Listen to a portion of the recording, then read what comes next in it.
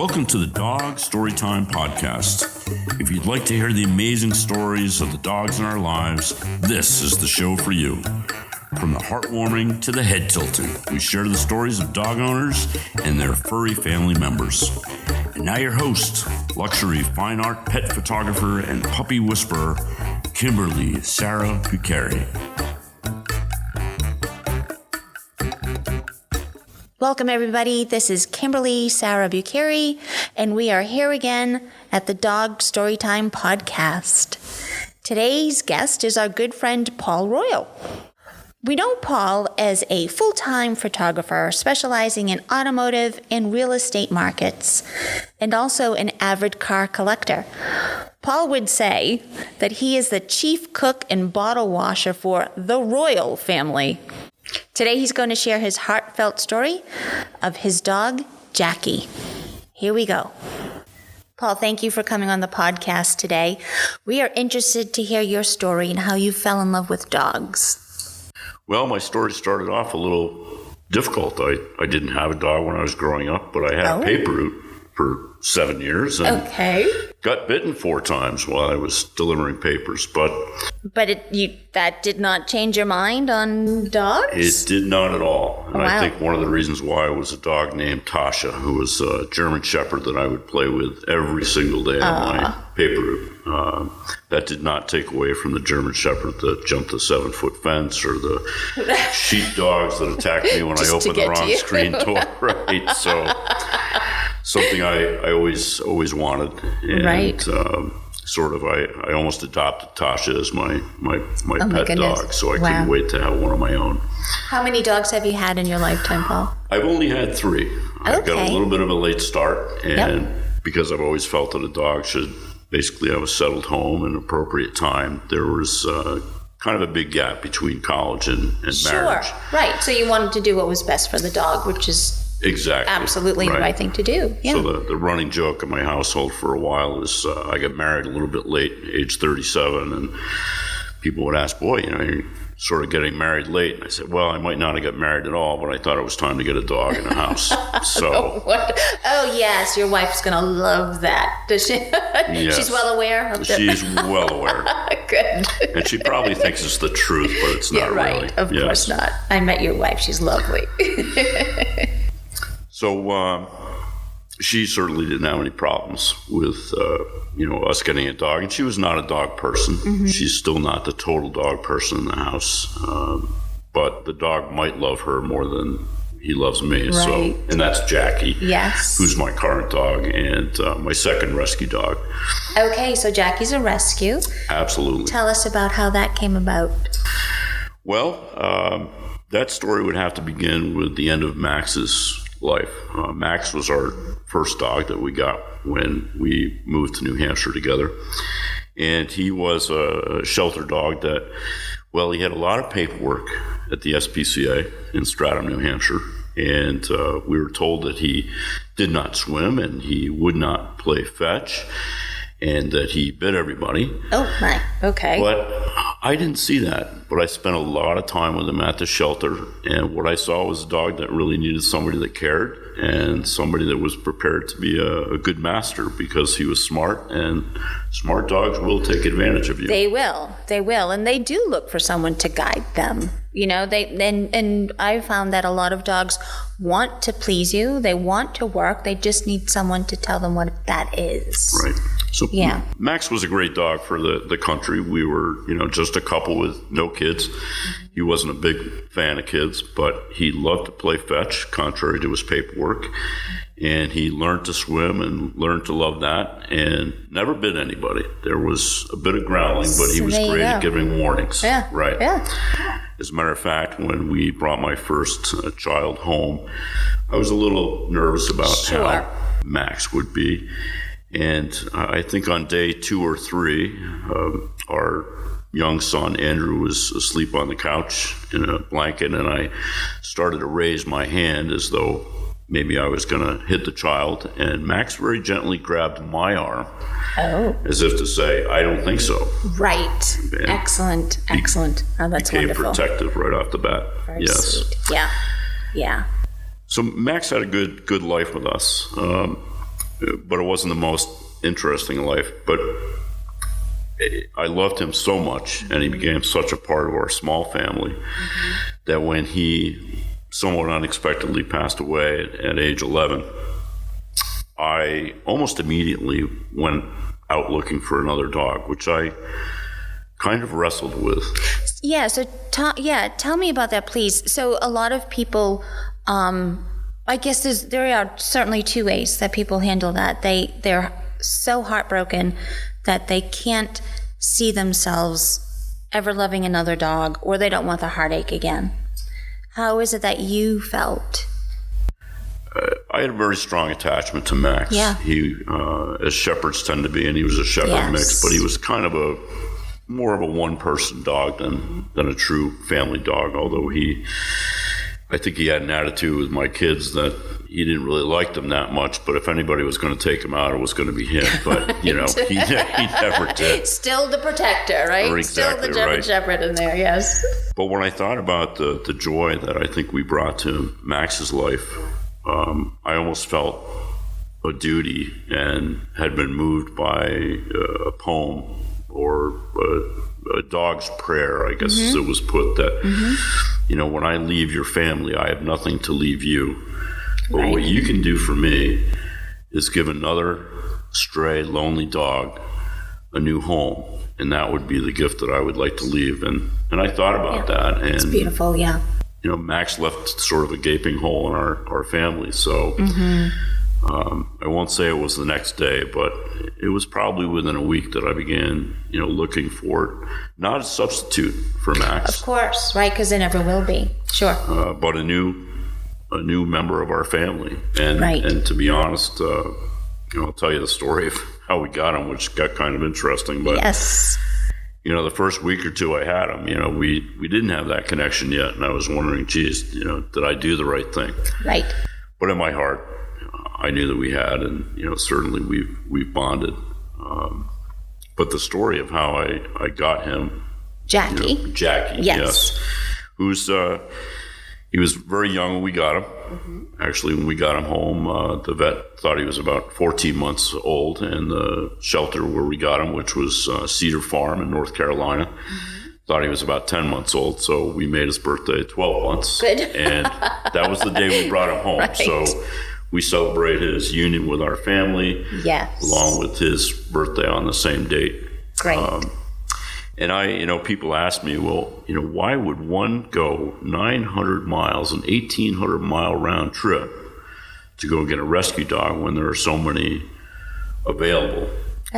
So they've never really found the one. Yeah.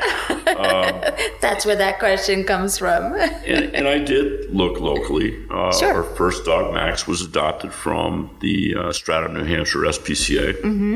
And there just wasn't really sort of a match there, or maybe there was and I overlooked it.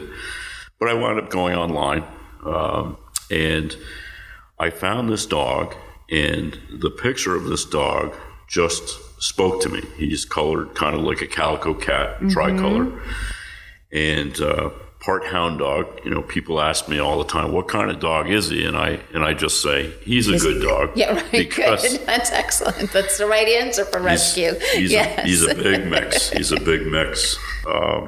So when I saw this dog, I immediately contacted the shelter, Cedar Farm, and the owner down there, Tony Monteith. And the first thing I wanted to tell him actually was that, yes, I was in New Hampshire, but I wasn't crazy.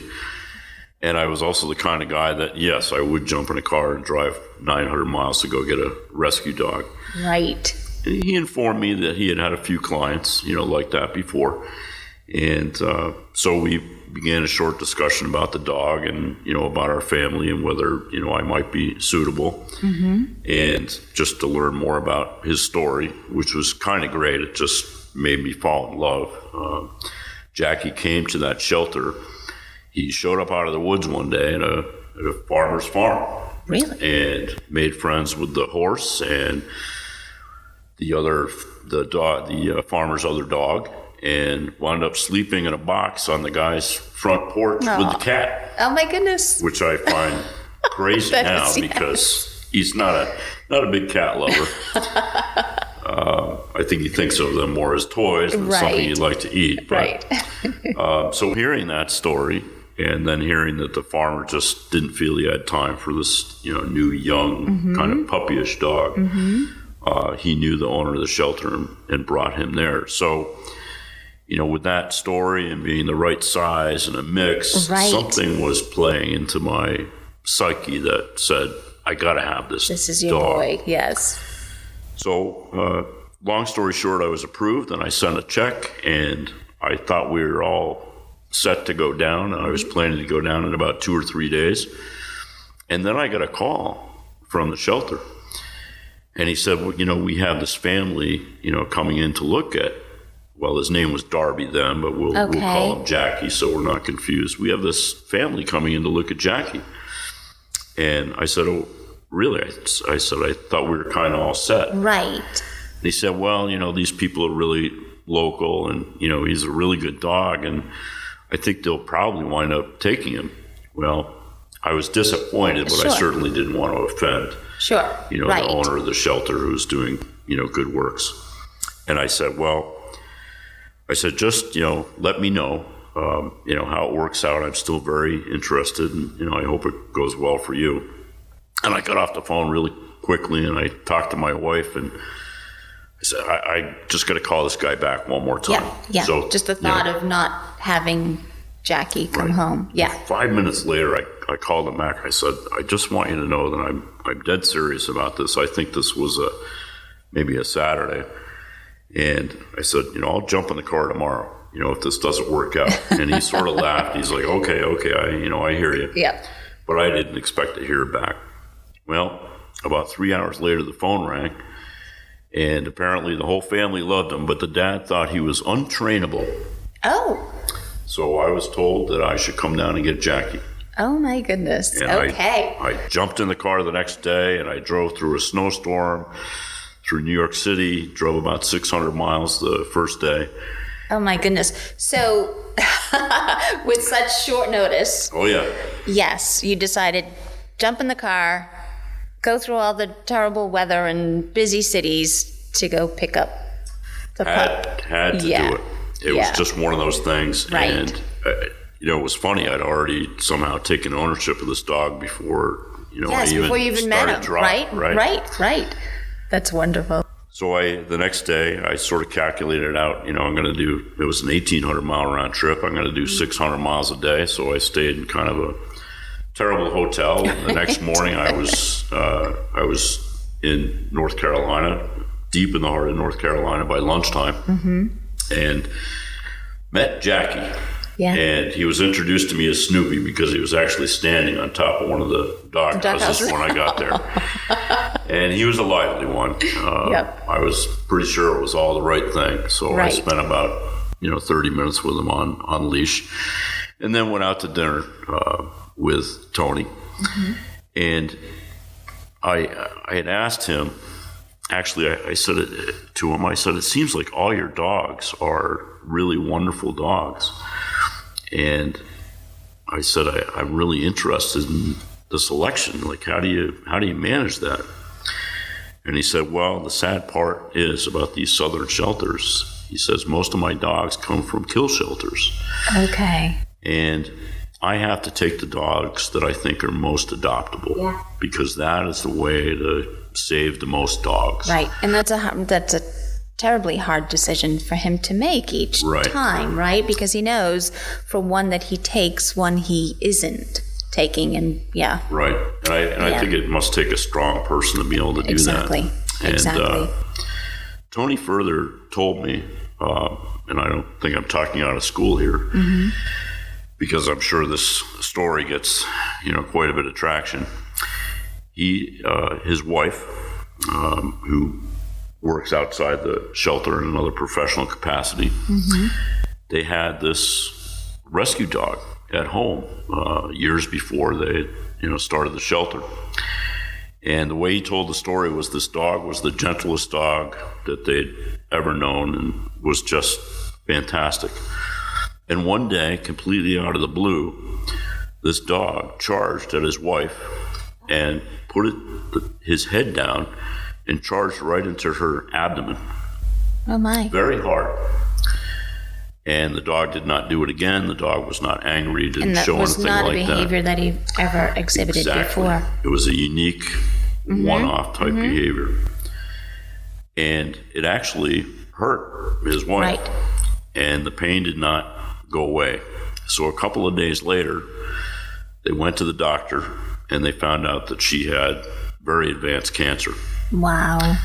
And they credit this dog with saving her life. My goodness. So she probably would never have suspected or gone if the dog hadn't done that. Exactly correct. Wow. Wow. Amazing. She was It's operated. amazing. Yeah, she was operated on almost immediately, made a full recovery. And at that time, they decided to open a shelter. Oh, my goodness. Of course. And rescue right? other dogs. So it does. So yeah, that's fantastic. Dogs do those things for us, and we need to thank them. And that was a big thank you, for them to go forward and open a shelter, which we all understand is not easy to do, but right. That's amazing. That's amazing. So it's and I sent them donations here and there, usually on Jackie's birthday, and I let him know how he's doing. And last time I checked, which was a little while ago, but I think they're still operating, and it still seems like he has just a great selection of dogs. Good. So good. Wonderful. We'll be sure to add his information and the information in the show notes. But let's hear about your first dog. So my mom, I grew up about 30 miles south of Boston, and my mom had a dog growing up. And given the time, I was born in 63, so at age 10 it was 73. So perhaps this is a little bit on the sexist side. But well, things were different in 73. Yeah, right. I had two older sisters, but for whatever reason, my mom felt it was extra important for a boy to have a dog growing up. Sure. And she knew that I, loved dogs even as a small child. I've always had a natural affinity for them. But she waited until I was 10 years old to even bring up the possibility of having a dog. It had already been established that we really couldn't have one because she had pretty severe asthma at the time. Okay.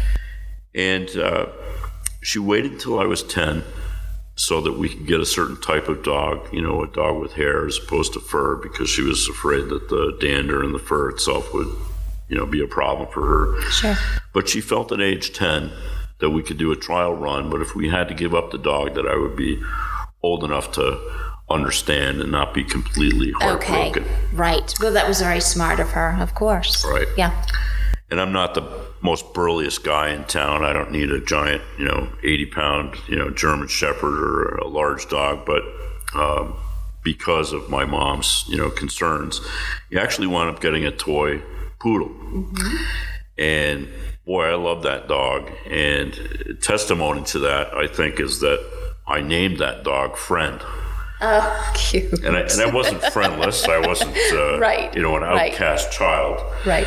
But that's exactly how I viewed this dog. And poodles, as certain breeds do, there are certain breeds that tend to more closely associate with women, and other dogs tend to be more masculine looking in appearance. Yeah.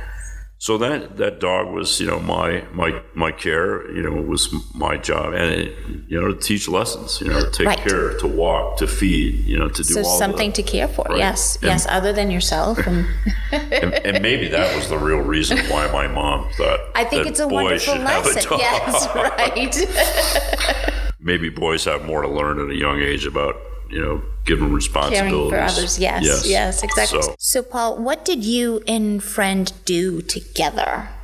What are some of your memories with him? Well, I should say. Sorry. Yeah. She was a great dog.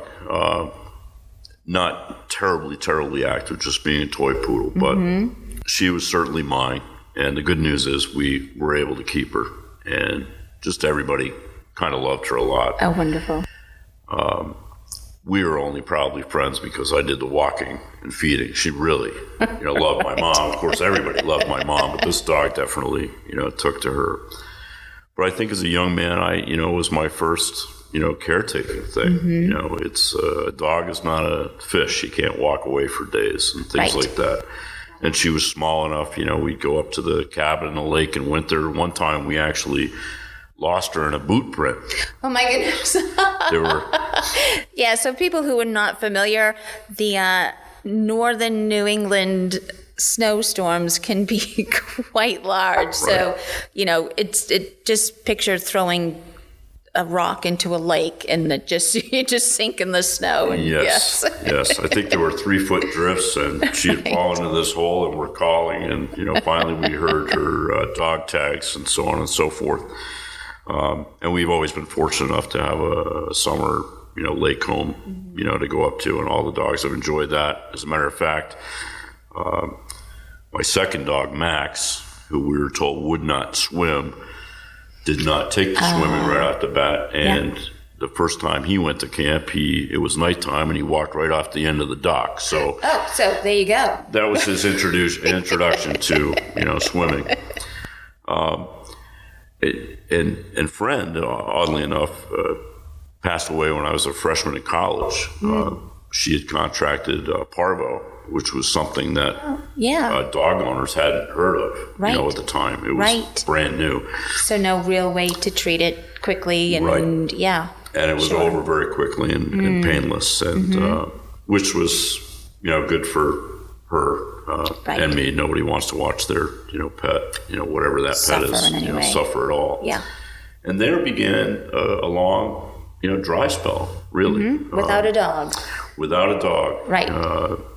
4 years of college and, early employment and, making my way in the world, and quite frankly, doing a lot of, traveling. I went to all 50 states by the time I was 37. Wonderful. And around that same time I completed that, I met my lovely wife, Bonnie, and we were engaged before too long, and, bought our first home together. And when we were finally settled, then it was, I think a week or two after we closed on the house before, I went to find a dog. And the funny thing about my wife, who was not an insane dog lover like I am, she would not go to the shelter with me because she said it would be too difficult not to take them all home. Yes. Right. So she gave me the tough job. Exactly. Right. You can go, Right. So Paul, to come full circle, how is Jackie and your boys? Do they have a good relationship? Was this the right thing for them, as the same as you learned as a young boy? Boy, I certainly hope so. They've had a great example with Jackie. As a matter of fact, Jackie walks off leash in my neighborhood. Oh, wonderful. All the police have gotten to know him because technically it's illegal, but they can see that he's very well behaved. Yeah.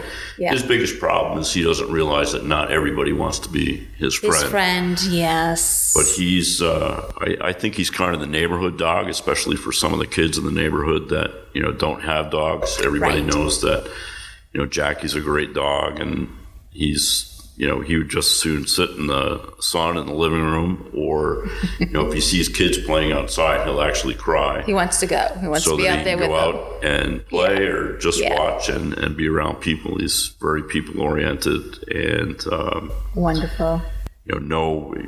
But he's easy to leave alone, too. Yes. I mean, he's just the most, flexible, wonderful dog. And I will say there was one time when he actually got mad at me, and that was when I went away for 30 days. Oh boy. Long trip. What did you come home to? Well, it was interesting. I had gone on a trip to Germany for about 10 or 11 days previously, and I got home and I was greeted like a returning warrior, jumping all over me and couldn't wait to see me. But in 2016, I took a 30-day trip with my sons, and for me it was actually a 35-day trip. And I got home, and he just kind of looked at me and ignored me for about 2 days. Really? And on the third day, I think he had decided that I had been punched enough. Right. And you were staying. Right. Yes. Now, the interesting thing I've noticed too, though, is that my youngest son, Sam, he's more of a caretaker just in his personality. And because he's the younger kid, just try to give him a little extra responsibility. So when I go away and travel, which sometimes, I'll do, love to travel whenever I can. Right. I'll leave Sam in charge. Oh, good. And I noticed after the first time I had left for, a week with Sam taking care of everything, that Jackie sort of adopted, Sam as his second dad. Right. I can tell there's something special going on there. Yeah. Yes. Yeah. That's and great. Sam's really taken to that. And good. My oldest son, he's a teenager, so Jackie's kind of a piece of furniture. But I think as Jackie's begun to age, that even he realizes that Jackie won't be around forever. Right. And has been showing a little bit more affection, as we all do. Jackie's he's not slowing down too much, but he's healthy and still likes to run, but not quite as much. Right. Wonderful. Well, Paul, thank you so much for sharing your wonderful story. I think we do have so much to learn from dogs, and you clearly have done so, and hopefully your boys as well. So here we come to the part of the program where we ask about your snout out. What is your snout out today, Paul? Well, it would be wrong of me not to mention Cedar Farm in North Carolina, run by Tony Monteith. He's available on Pet Finder for those of you not afraid to do a national search, but I can certainly vouch for them as being, a really great outfit. Great. But more importantly for us local in New Hampshire, at least, although I know, thanks to the internet, this goes everywhere, the New Hampshire SPCA, located in Stratham, New Hampshire, at least that's where their headquarters are, is where I get Max. And they've been a great asset to the community. They do a lot of outreach, training, fundraising, and have been, very supportive of, animals. Obviously, besides dogs, they have, space for horses and so they do have larger. Yes. Oh, great. Wonderful. And some of the larger abuse cases which come up, unfortunately, the SPCA has been, pretty great in getting those things handled. As a matter of fact, occasionally, if I'm not having a busy day, I walk by and see the shelter dogs and drop another $20 in the container. And I urge anybody in the area to feel free to do that, just to make yourself feel better on an afternoon. And they're easy to reach. But Allie Lynch is in charge of their outreach. And she's a great person there, easy to contact, through their website. Wonderful. And again, we'll have that information in the show notes as well. Paul, thank you so much for coming in today. You're very welcome, and always a pleasure to see you and to congratulate you again, and thank you for all the work that you do with local shelters in the area. I know that's a very valuable service that you It's something provide. that Bud and I feel very strongly about, but thank you for saying so, Paul. Take care. Thanks for listening to this episode of the Dog Storytime Podcast. If you enjoyed this episode, please take a minute to leave a review. And don't forget to subscribe so you won't miss all the exciting episodes we have coming up soon. If you want to learn more about our podcast and Kimberly's work with dogs, head over to KimberlySarahPhotography.com. Thank you for listening.